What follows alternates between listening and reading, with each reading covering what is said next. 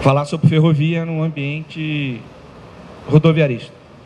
Que bom que eu tenho o professor Neutro está aqui, o China está aqui, Carlos da BOL, profissionais de logística e o nosso setor ferroviário também.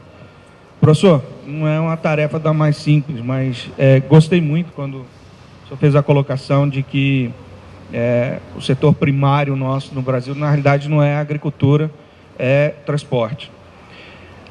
A parte de minério, que também é considerada, ela tem uma diferença nessa linha de raciocínio, porque ela é verticalizada. A estrutura das empresas mineradoras no Brasil, da história brasileira, Vale, CSN, Uzi Minas, tem um corredor que é da mina, ferrovia e porto. Aí nós somos mais eficientes. E o pior, os profissionais de logística dizem: a ferrovia só transporta porque leva minério. Tá, e se não levasse? E como nós não levamos, 35% da safra de soja ainda é em ferrovia. Quer dizer, ainda. Que bom que o é. Imagine se não fosse. Eu estava rapidamente conversando com o Carlos, o Favaro, da ProSoja, onde eu me comprometi a conversar e aí dialogar mais ainda com esse setor, até porque também sou produtor de soja, de alguns pontos que eu não concordei com ele aqui, mas que a linha de raciocínio está em não agressão mútua, porque, de fato, ele ali, ao mostrar o terminal da LL, aquele terminal dos produtores, são das tradings, né?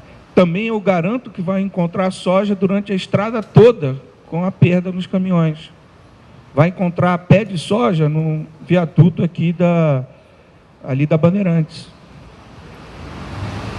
Mas não mostrou o terminal de Rondonópolis, que foi inaugurado agora com um grande espetáculo, do ponto de vista de apoio e suporte numa região que não tinha ferrovia.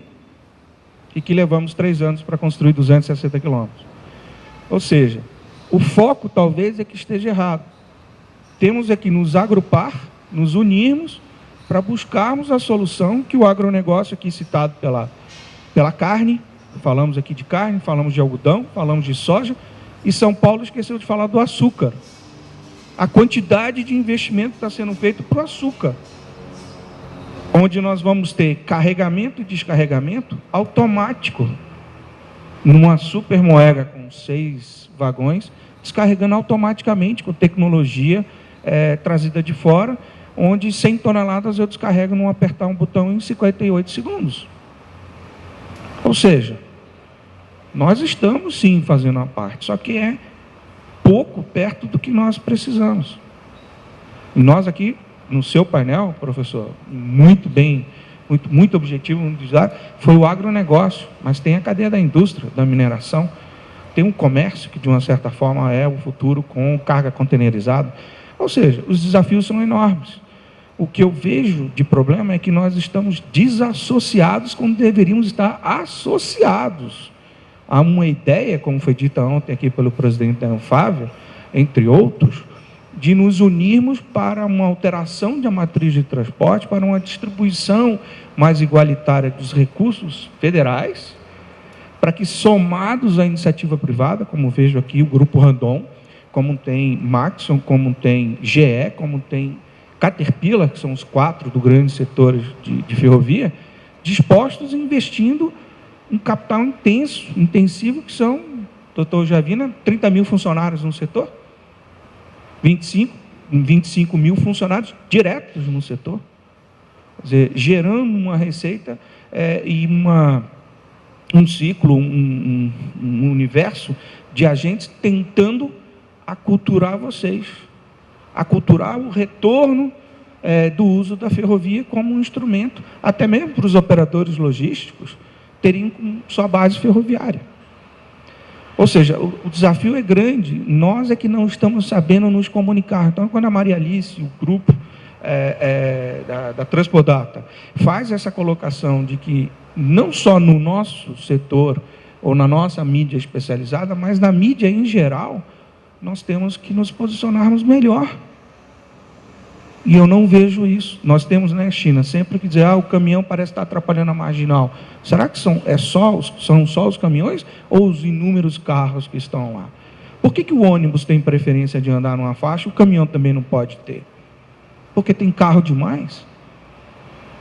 A discussão de ontem do Dr. Lerner, lamentavelmente, quando ontem a presidente Dilma anunciou 5 bilhões para o metrô de Curitiba, ele é contrário. Porque com isso eu posso fazer em 50... Por que não fez? Por que não fez? Porque não foi apropriado. Porque nós não soubemos agir de forma mais adequada no sistema. O fato é que nós temos algumas evoluções no setor, que já são conhecidos aqui da grande maioria, eu vou passar rápido, mas os desafios são grandes. O que eu proponho é que a Transpodata, o Reinaldo está aí, campeão, leve para Brasília. Eu estava discutindo aqui com o Vicente há pouco, esse evento ocorre a cada 2 anos. A cada 2 anos, faça aqui passageiro e carga. E olha, a ferrovia só entrou de fato na comunidade ou no ambiente público por causa da mobilidade urbana. Porque mobilidade urbana dá voto. Os passageiros dão voto. Aeroporto dá voto, dá mídia. Ferrovia, transporte de carga, de minério ou soja, não dá voto. Essa é a grande diferença. Nós transportamos carga. O industrial, a visão minha que eu vejo do governo é: o industrial é rico, ganha dinheiro demais, não precisa ganhar, tem que dividir com todo mundo. Tá, mas e quem investe? O governo está investindo? Não, não está. Não está mesmo. E ferrovia há 11 anos, que é a gestão deste atual governo, que se diz em renovar um plano de revitalização de ferrovia. Não fizeram. Não fizeram. Se, como foi bem dito aqui há pouco, conversando ali com o Giavina, há 10 anos, 12, 15 anos atrás, eram 90 milhões de toneladas produzidas de agronegócio no Brasil, o problema era o mesmo. Foi como eu citei com o Carlos da ProSoja. O nosso problema, foi muito bem questionado pelo doutor Ingo, é a armazenagem. O produtor brasileiro não sabe armazenar. Claro, está lá naquele cerradão. Quantos de vocês foram no Mato Grosso aqui? Quantos foram? Já é um número razoável. Foram 5, de 50, talvez. Mas quando a gente pergunta isso lá fora, ninguém sabe o que é uma plantação de soja. Então vai transportar. E não é um ginásio do interior do Rio Grande do Sul que tem que armazenar o produto. O fato é esse. E esse problema de armazenagem não é de agora. Se deu visibilidade nessa safra. E o Banco do Brasil diz lá, linhas de financiamento para quem quer criar armazém. Só agora. E a Conab faz o quê? E o Ministério da Agricultura fazia o quê? Não é só o DENIT que não constrói estrada. De uma maneira geral, somos nós que estamos mal organizados. Porque estamos nos vendo de forma individualizada e não de uma maneira mais agrupada para um objetivo comum. A redução do custo logístico. Ou, melhor, do aumento da eficiência, da produtividade num equipamento que nós possamos usar. Eu vi aqui na feira, tem uma carreta belíssima, 32 toneladas, pode usar Big Bag. Achei fantástico. Tá? Mas tem produtor de soja que coloca 70 toneladas numa carreta. E aí? A estrada aguenta? Não. Ele paga pedágio? Sim ou não? Ele paga a manutenção da estrada? Não. Na ferrovia, a manutenção é nossa. Nos aeroportos privados agora, vai ser com iniciativa privada. Na rodovia pedagiada, vai ser por aquela concessionária. Então, se o governo é ineficiente na sua forma de gestão e na sua forma pior, que é de planejar, como é que nós podemos ser otimistas? Levantando a voz.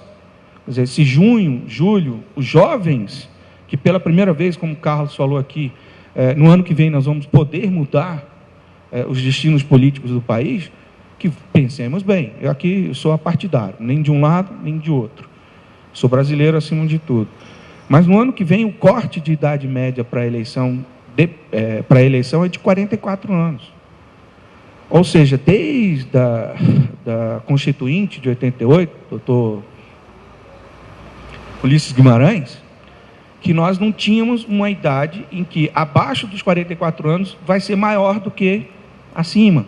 Ou seja, a probabilidade de mudanças pelo jovem vai ser, depois de 88, a primeira vez que ocorre nesse momento.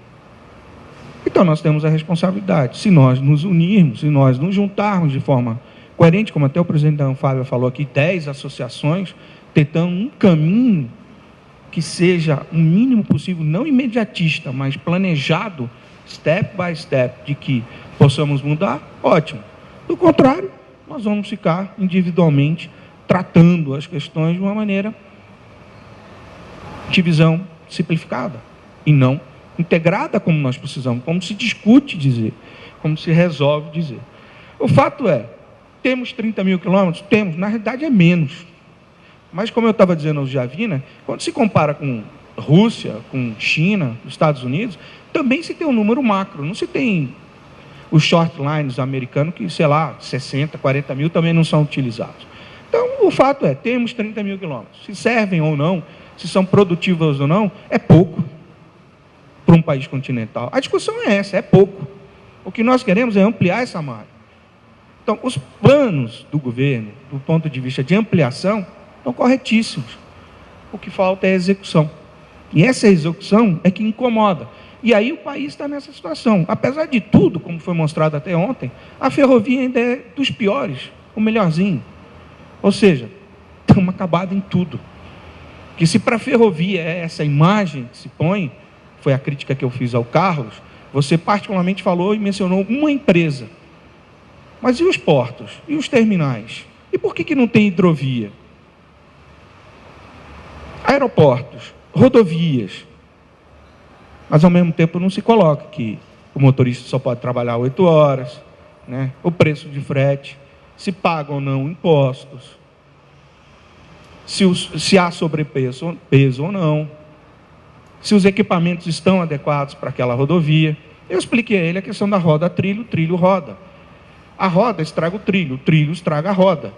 Se nós não tivermos uma uniformidade na operação, isso vai gerar descarrilamento. Isso vai gerar deficiência de produtividade no sistema. Então, nós precisamos tomar cuidado com isso. Eu aposto, com quem quiser, aqui que nós estamos vivendo, que o resultado do leilão de concessão vai ser pífio de ferrovia. Este ano, eu não acredito.